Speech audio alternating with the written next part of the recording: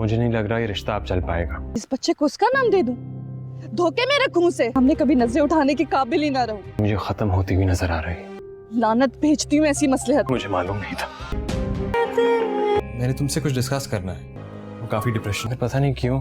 दोस्तों drama serial Dastak के आने वाले एपिसोड में आप लोग देखने वाले हैं। ये ड्रामा बहुत ही इंटरेस्टिंग बन चुका है। जैसा कि आप सबको पता है कि सैफ अपनी बीवी किरण को अब धोखा दे रहा है और किरण को तो फिलहाल बेचारी को पता तक नहीं होता कि सैफ अब भी फरियाल से मिलता है और फरियाल उसे बार बार ब्लैकमेल करती है कि अब तो तुम अपनी बीवी को छोड़ दो, तुम्हारा बाबा भी अब इस दुनिया में नहीं रहा, कि सासरे पर उसे अपने पास रखते हो, यहाँ पर उसे छोड़ ही दो। क्योंकि दोस्तों सैफ को लगता है कि किरण को अगर मैंने छोड़ दिया तो किरण के घर वाले मुझे नहीं छोड़ेंगे, क्योंकि वो अब भी फरियाल से मोहब्बत करता है। लेकिन सामने जब उसकी बीवी आती है तो उसकी झूठी तारीफें करता है। यहाँ पर दोस्तों किरण तो समझ जाती है कि सैफ का कोई तो मतलब है, तभी तो मेरी फुजुल में खुशामद कर रहा है।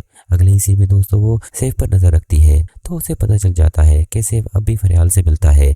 वहीं दूसरे सीन में दोस्तों आपको ये भी दिखाया जाएगा कि मुइज़ भी आखिरकार किरण की जिंदगी में आ जाएगा। जब उसे पता चलेगा कि किरण इतनी परेशान है और उसका शौहर किसी और में इंटरेस्टेड है तो उससे वो बात करने की कोशिश करता है। लेकिन किरण उसे कहती है तुम यहाँ क्यों आए हो, तुम्हें यहाँ पर अगर किसी ने देख लिया तो मेरी जिंदगी पूरी तरह से तबाह हो जाएगी।